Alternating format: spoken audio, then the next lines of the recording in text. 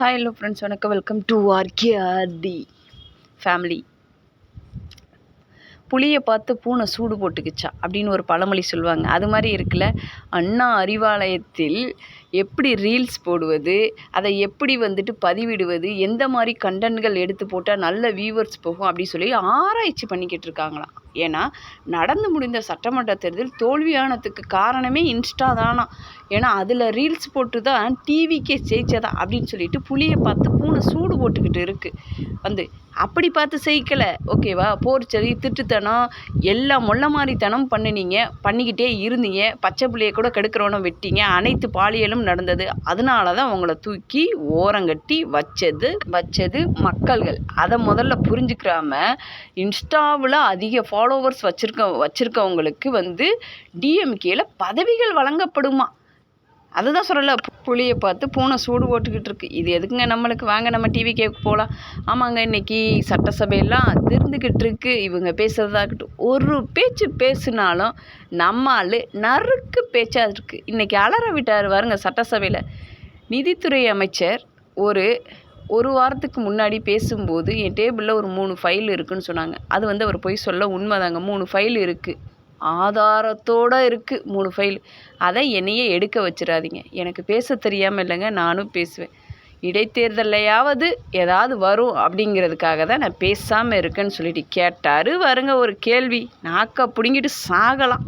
இப்போ பொது இடங்களில் புகைப்பிடிக்கக்கூடாது, புகைப்பிடித்தா அபராதங்கள் விதிக்கப்படும், சிறைக்கு செல்லப்படும் அப்படின்னு சொல்லிட்டு புது சட்டங்கள் தமிழ்நாட்டில் நம்ம ஃபாரின் கல்ச்சர் மாதிரியே ரோடுகளில் எந்த அசிங்கமும் இருக்கக்கூடாது. எச்சி துப்புறதாகட்டும், குப்பையாக இருக்கட்டும், சிகரெட் பிடிக்கிறது அவங்களுக்கு தான் கெடுதல் நினச்சிட்ருக்கோம். பக்கத்தில் உள்ளவங்க அந்த புகையை சுவாசித்தாலும் நம்மளுக்கும் கெடுதல் தாங்க.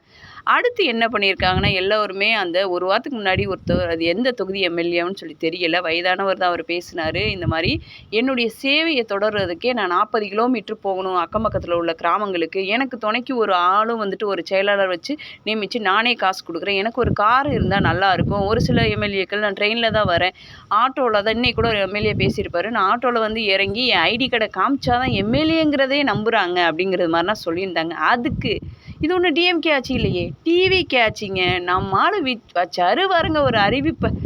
எல்லாத்துக்கும் யுனோவா காரு, அதை பராமரிக்க 75,000 ரூபா, ஓட்டுநருக்கு ஒரு 25, 1 லட்சங்க அப்படின்னு சொல்லிட்டு அப்படியே சட்டசபையை அதிர்ந்தது. எத்தனை கோடியை கொள்ளையடிச்சாங்க. இதெல்லாம் யோசிக்கலை. ஏன்னா டிவிக்கில் உள்ள எம்எல்ஏக்கெல்லாம் கொள்ளைக்காரன் கிடையாது, அன்றாட மக்களாக இருந்தவங்க. அதனால தான் அவங்கக்கிட்ட இல்லை. உடனே நம்ம பெட்டி பிரேமில் தான் இன்றைக்கி ஒரு கார் எல்லா எம்எல்ஏகளுக்கு கொடுக்கறது வரவேற்கத்தக்கது. எந்த முதலமைச்சரும் செய்யாது, விஜய் அவர்கள் செஞ்சுருக்காங்க, நன்றி. ஆனால் இதுக்கு ஒரு 1.5 கோடி செலவழியும் அப்படிங்கிற சொன்னாங்க. எத்தனையோ பேர் கொள்ளையடிச்சிட்டு போனால் அதெல்லாம் இல்லையா? அதனால உண்மையாகவே மனசார திருப்தியாக இப்போ தான் தமிழ்நாட்டில் நல்லாட்சி நடக்குதுன்னு நான் நம்புகிறேங்க. என்ன மக்களே, நான் சொல்கிறது உண்மை தானே? யாரெல்லாம் விஜயோட ஆட்சி பிடிச்சிருக்கு அப்படிங்கிறவங்க கண்டிப்பாக கமெண்ட் பாக்ஸில் சொல்லுங்கள். நீங்கள் போடுற லைக்கில் தான் இருக்குது எத்தனை பேருக்கு இந்த ஆட்சி பிடிச்சிருக்கு அப்படிங்கிறது. இப்போ தாங்க ஒரு மக்கள் திலகத்தை நான் பார்க்குறேன். எம்ஜிஆர் சாகலைங்க, எம்ஜிஆர் மறுபடியும் உயிர் தெளித்து வந்திருக்காரு விஜய் அவர்கள் உருவத்தில். விஜய் என்ன சொல்கிறாரு? நான் மக்களுக்கானவன், மக்களுக்காக அள்ளி அள்ளி கொடுப்பேன் அப்படிங்கிறதான் விஜயோட நோக்கம். மக்கள் தேர்ந்தெடுத்ததுனால தான் நான் இந்த இடத்துல இருக்கேன். அவங்க மனசில் இல்லைன்னா அந்த இடத்துல நான் இருந்திருக்கவே மாட்டேன். என்னால் முடிஞ்ச வரைக்கும் நான் மக்களுக்காக சேவை செய்வேன். சேவகன்தான். அதனால் மக்கள் ஓட்டு போட்டதோடு உங்கள் கடமை முடியலை, என் கூட லாஸ்ட்டு வரைக்கும் இருக்கணும், உங்களுக்கானது அப்போ தான் நான் வாங்கி தர முடியும் அப்படி சொல்லி சிஎம் விஜய் அவர்கள் சொல்லியிருந்தாங்க. என்ன மக்களே, உண்மைதானே? கண்டிப்பாக வீடியோ பிடிச்சிருந்தால் லைக் பண்ணுங்கள், ஷேர் பண்ணுங்கள். அப்படியே கமெண்ட் பாக்ஸில் ஒரு கமெண்டை உங்கள் கருத்துக்களை அள்ளி தூவிட்டு போங்க. சப்ஸ்கிரைப் பண்ணிடுங்க.